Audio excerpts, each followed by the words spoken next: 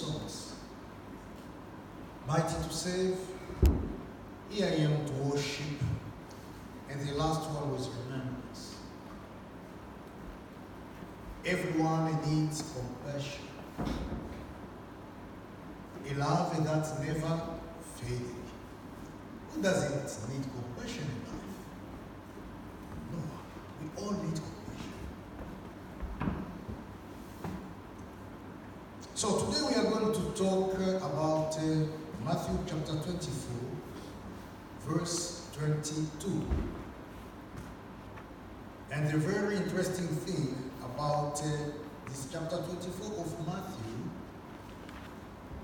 it is just the warning that God found that it would be good for the humanity to know, so that one day we cannot say God has surprised us. So this book of Matthew 24 was written in order for you and me to know in advance that something is coming up and you have to get ready. Surprises have been happening in your life or mine. I didn't know the days that I was born, for instance. I don't know the days that I will die. I don't know the days that Jesus Christ will come back to take us back with him. But because life is more important, and here we are talking about spiritual life, God wants us to know in advance the signs and to start to prepare ourselves. The Bible says that, and unless those days were shortened, no flesh will be saved. But for the elect's sake, those days will be shortened. If those days of tribulation, of trouble, could not be shortened by God, because of those who are elected, then no human being will survive. Meaning that all of us will perish, all of us will sin, all of us will be rejected by God and will never and ever enter his kingdom. It's a very interesting verse which has brought many people to a challenge.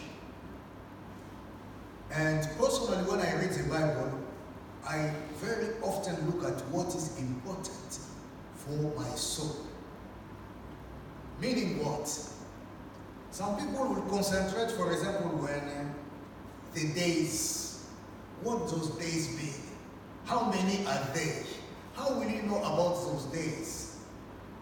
It's important, but it's not very important if you think about those days, about that time, where will my soul be?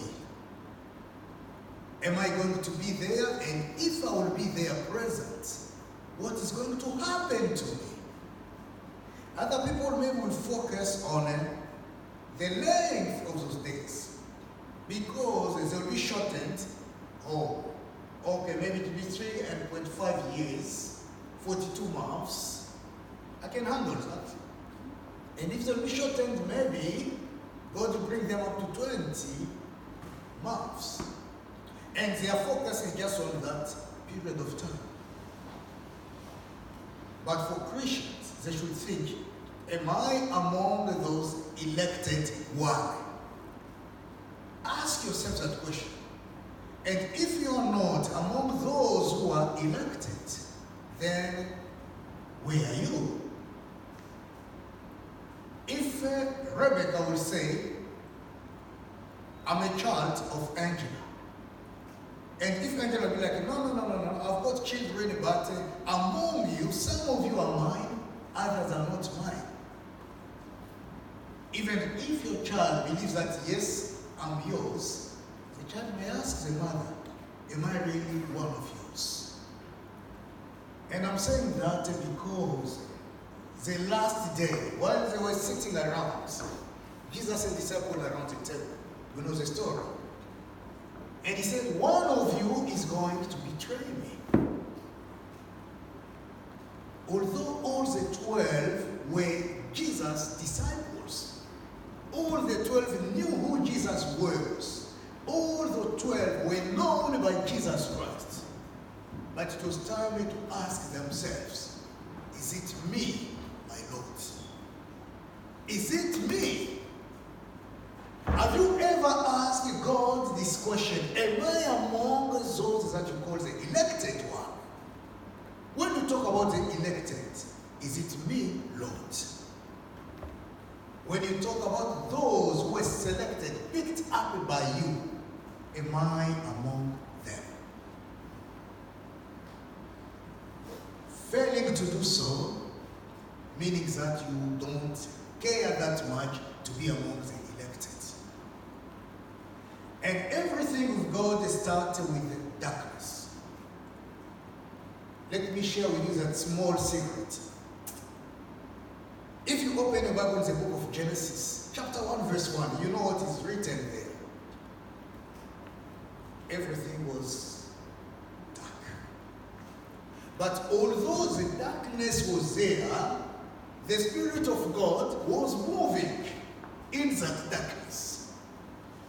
You may be someone who's gone through troubles. You don't know your position. You don't know where you stand in your faith, in a relationship with your God.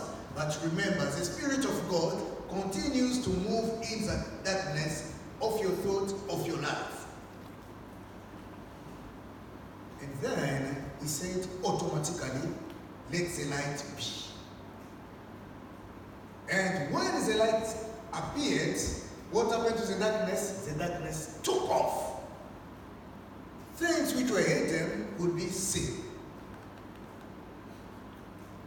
That's one example of God himself at the beginning. He wanted us to have a clear picture of not staying in the darkness. And he wants to teach us that the darkness, I can change it to the light, and everything will be seen clearly.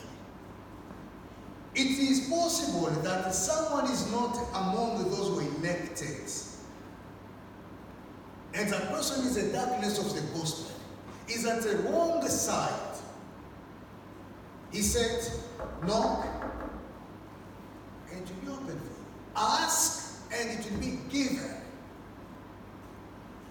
It is time for you and I to start to ask God, to start to knock on the door and say, please open for me, because I want to be among those that you have chosen. For the past maybe 10 or 15 years, this movie Shrek has been teaching me a lot. And especially, it's a little animal, the donkey. When the donkey talks in that movie, it sounds funny, but you can learn a lot, quite a lot from that animal. And it was a time of selection. And Shrek says that, who want to come with me? Everybody was quiet. And Donkey was like, jumping, me! I will come with you, I'm here, you know. He was ready to go. And Shrek was trying to ignore him. Anyone else? Everyone was quiet, but the donkey couldn't shut his mouth at once. And that was a big lesson. And the donkey, while walking, he was telling Shrek, I don't want you to die. Why not? Because I need you, Shrek. If you die, I will perish. I want to be every time near to you, next to you. And somewhere there again, Shrek kicked him out from his house. You don't want to be here. Get out! He was sad, he walked out, but he was not going anywhere. He stood there, he turned around, I have to come back in. You can feel sometimes that you are far away from God. God can sometimes push you far away from Him. don't go away. Come back, although you are sad, come back to your God and tell God, I have nowhere else to go. I don't want you to reject me. I want to move forward with you. Wherever you want to go, God, take me. And poor donkey, he was told to leave the house. It was not in daytime. It was around the evening. He made his way to come back here. How often do you make your way to come back to God and to be among those who He elected? And I'm saying that because Jesus said, the day of the feast, invitations were sent to people. Many of them didn't respond. Then He said to people, go outside, call anyone to come so that we can celebrate. Meaning that among those who are elected, some of them will not respond. Some of them will not come back to the table of the Lord. And if you are not invited, and the call is for you and me, please quickly come back and tell the Lord, I'm here, take me in. If it's a matter of having a uniform, ask for one. This is a time.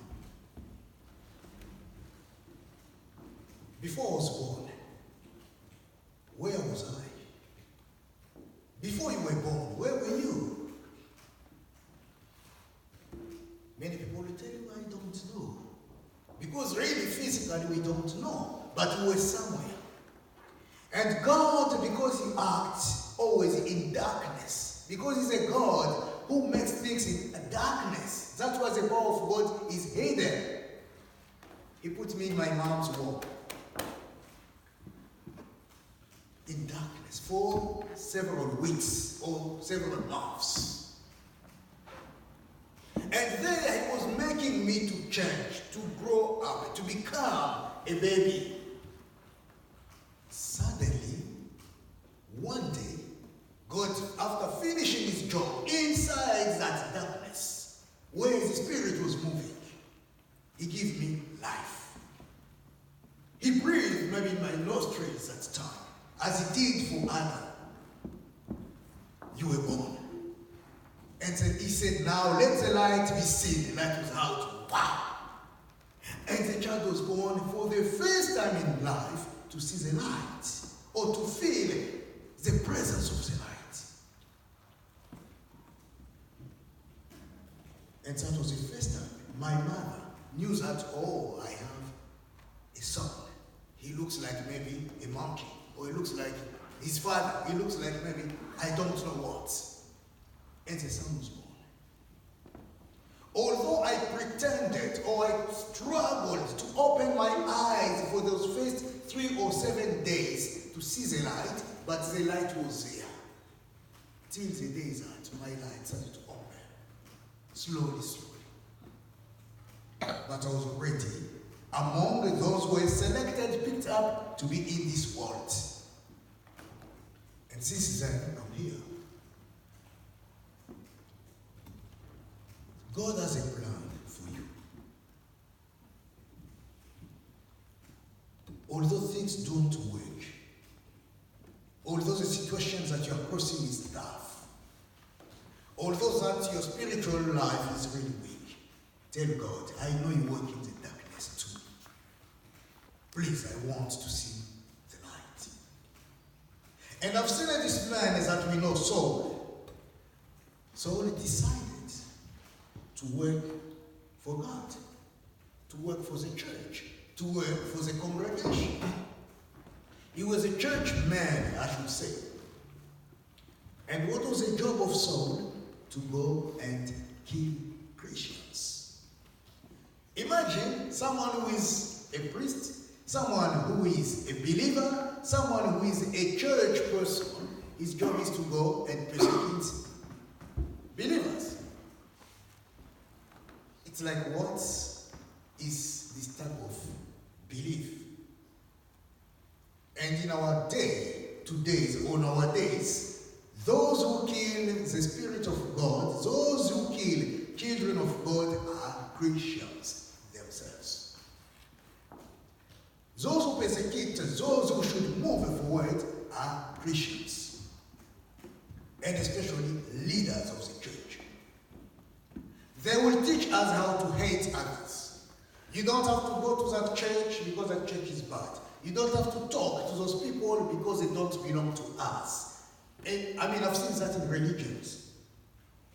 Today you cannot marry a Jehovah's Witness because you are not a Jehovah's Witness. It's a must. That's just an example.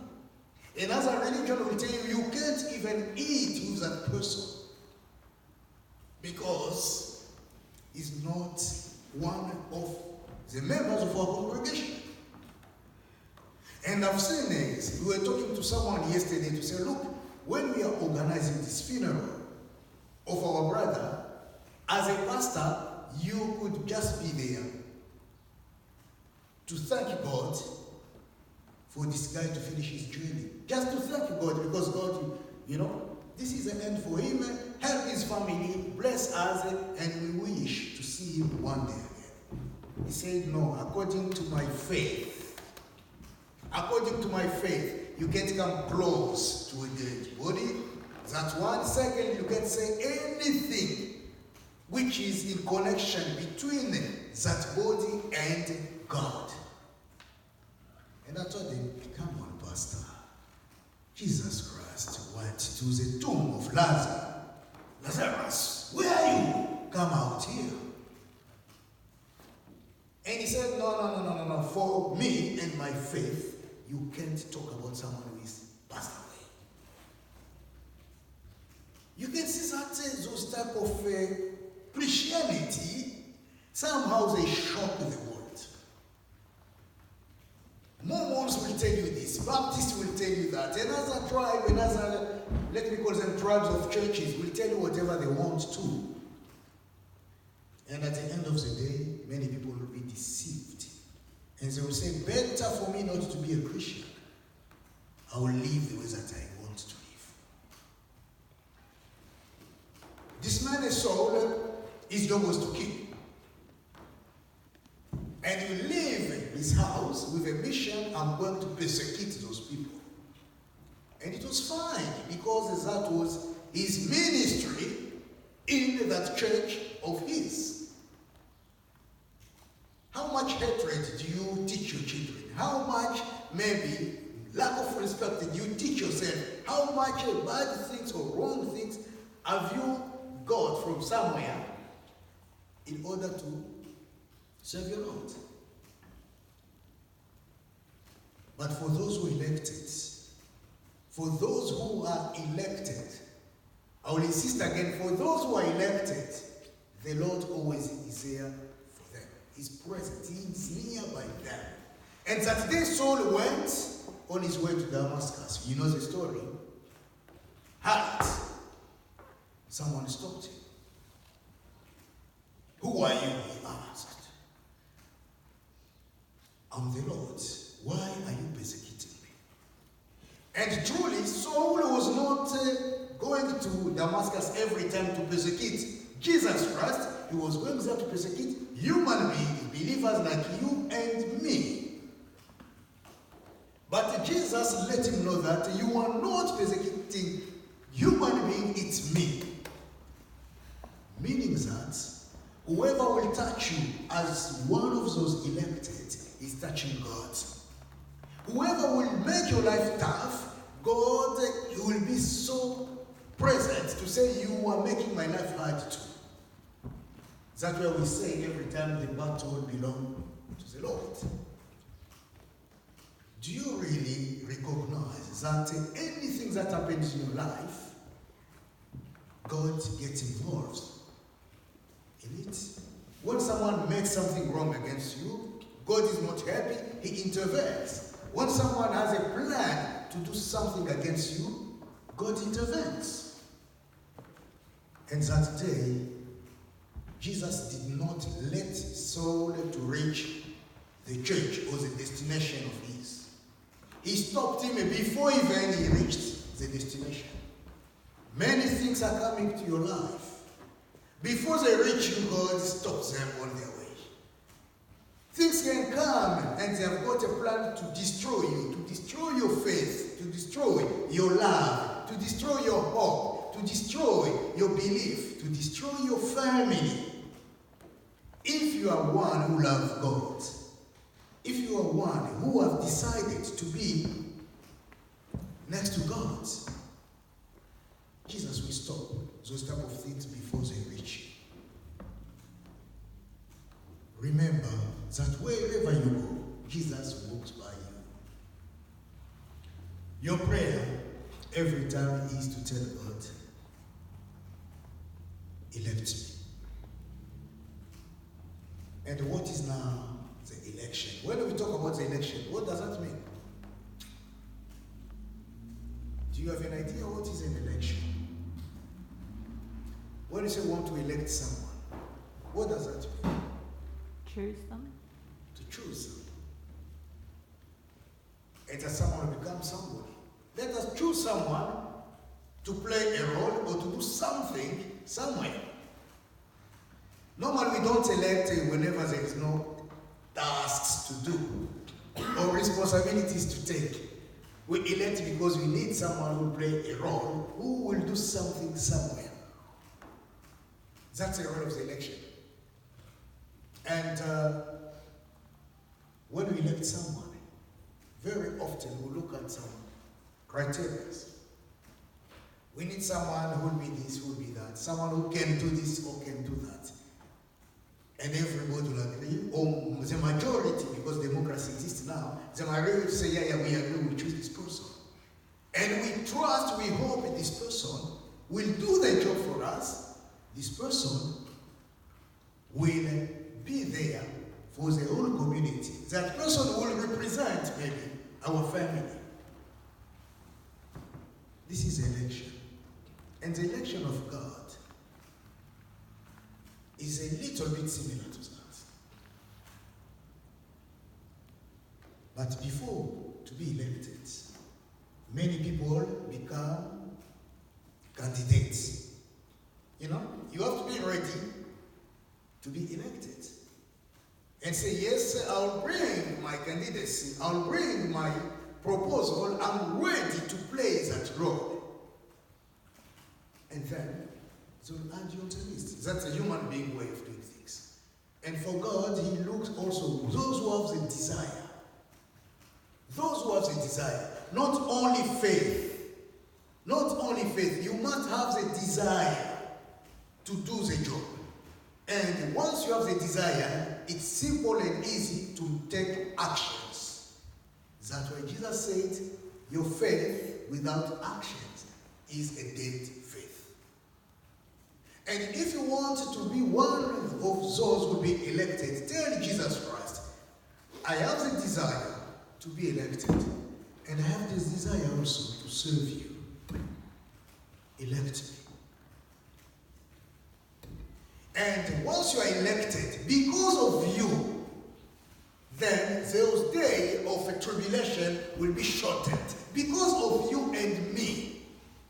Because we work, because we continue to work, we'll try so hard to pray for people. God will feel, will understand our cries, will look at us, and will have mercy at the humanity, and will reduce those days of troubles. But if you don't work, then it's useless. And to become a good worker, Jesus gave to us the three things. I think you know them. There are three things which are most important. Love, hope, and faith. Love, hope, and faith. But among the three, he said the biggest one is love.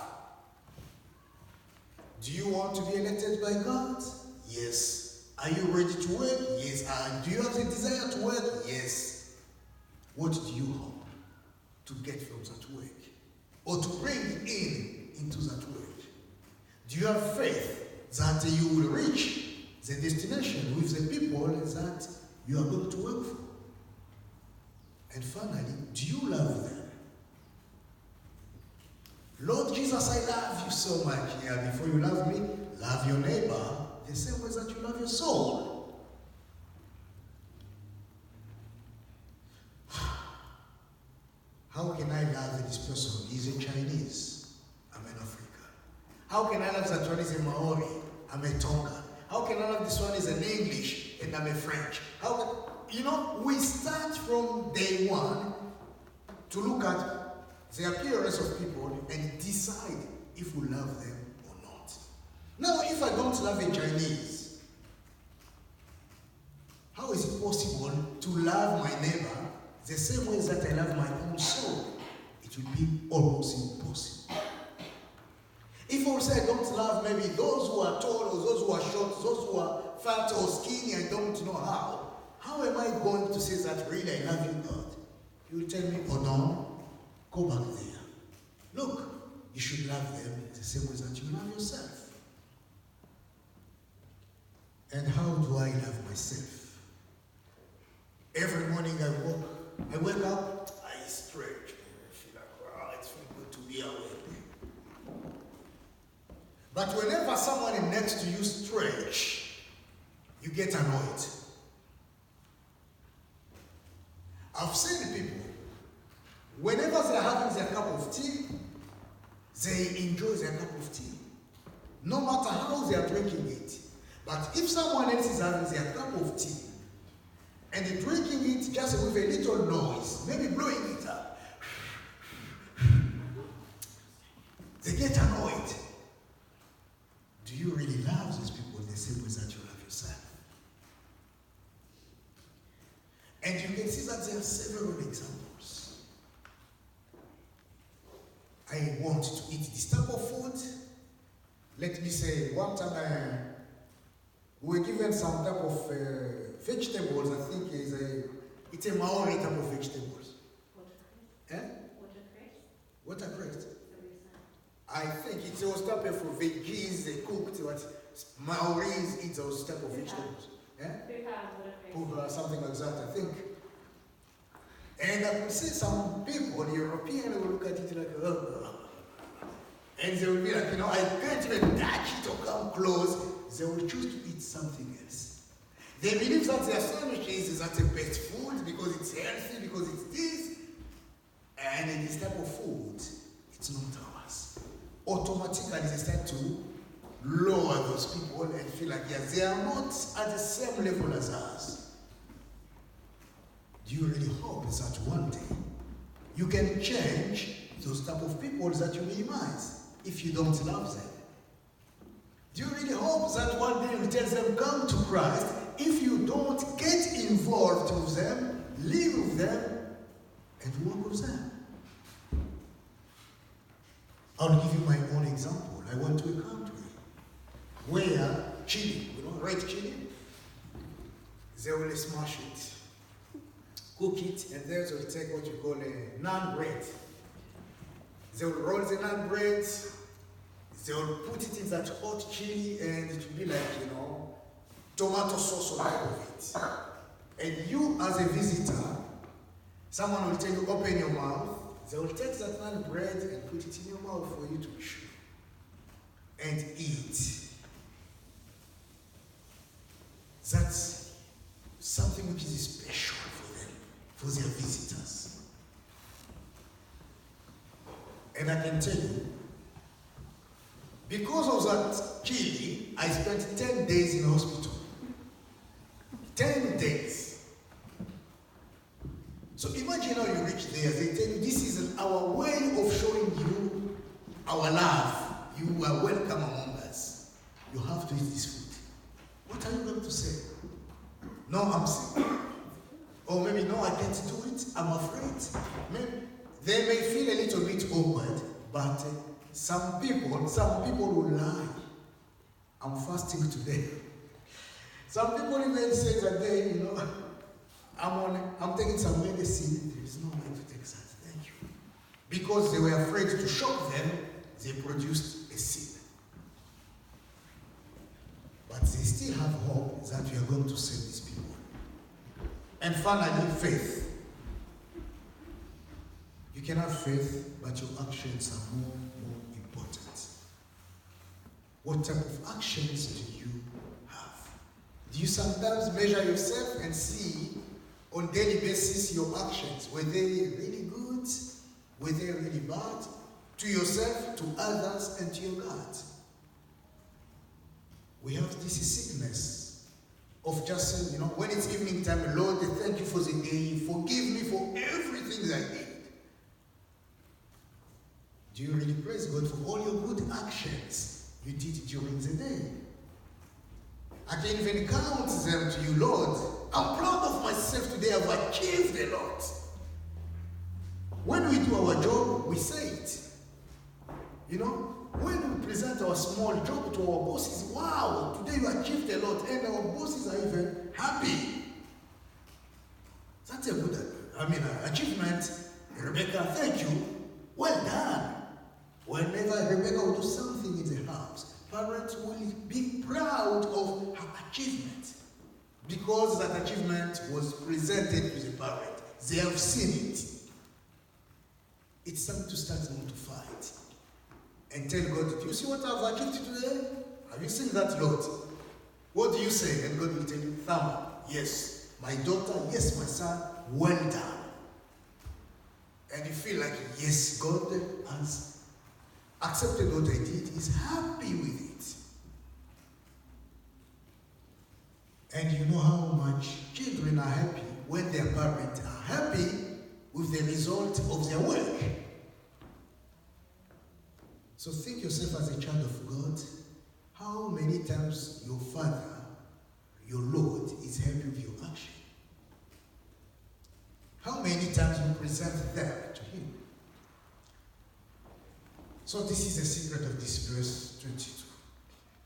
Find your place among the elected. Don't waste your time to choose something else. Don't continue to fight for the gifts. Don't continue to fight to become a prophet. Don't continue to fight, I want just to be maybe an evangelist. Don't continue to fight. Because I have to sing for the Lord. Instead of just singing and praising Him, I need to find 20 teachers, instructors, taking pills to make my voice to be really good so I can sing for the Lord. No. Sing for your Lord with everything that you have. David told us in Psalms, you can even use your hands, your body, it's all, If you have cymbals, bang, bang, bang, they are noisy, but you're praising your Lord.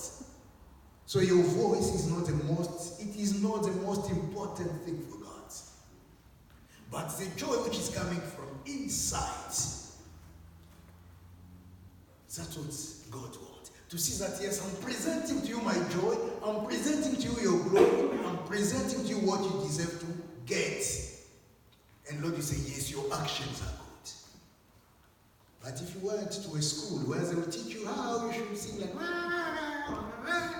and God is like, you're wasting your time. Because you want to impress maybe human being with your wonderful voice. Maybe you want to impress yourself. Maybe also it's a sacrifice you are doing to please your God. It will depend. But we need to not step back by saying that because I'm not like Helen to sing, like Angela to sing, like Colleen, I'm not like Tyrone or Rebecca or someone else, I'm not singing loud. Open your mouth and sing. From the heart, Yeah, sing. Even if people will look at you like, good, you are out of the key. Yes, I'm out of the key, but I'm inside the house of the Lord. That's fine. Sing loud, and sing loud. And praise your God with others. So we stop there from now, and we are going to pray.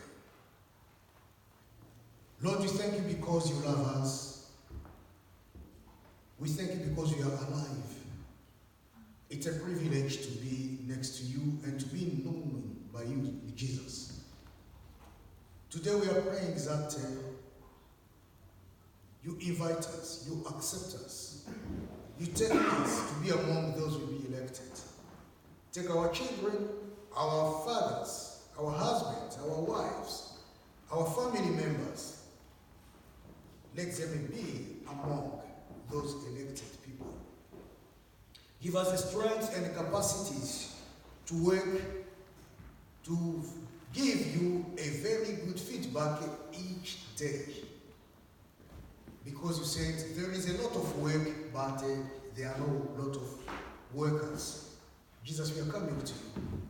We ask you to teach us how to work so that we can be productive. We don't be those who will decide to stay far away from you. Those who will keep some distance and believe that their lives are enough for them. Without you, Jesus, our lives are empty. It's a darkness where we are. Darkness of problems, darkness of our families, darkness of our friends, darkness in our hearts. Jesus, we need your light. We know that you're moving inside of all those problems and challenges. We want to see your light coming out so that we can see your glory. For those who are standing and they want to harm us, to harm our souls, to harm our minds, to harm our lives, the lives of our people, in our families, in our communities, Lord Jesus, stop them. As you did with Saul, stop them before they reach us, because we are afraid. As you protected those Christians, the persecuted church of that time, Lord, let those who our enemies are, let them know that you are on our side. Whatever they do against us, they are touching your eyes. They are touching you. They are harming you. Then we'll be safe and we'll feel really confident to move forward. Thank you, Jesus, because our time is very short on this earth. We ask you for the few years which remain before us, in front of us, Lord Jesus, help us to be very productive so that we cannot miss this opportunity. In Jesus' name we pray.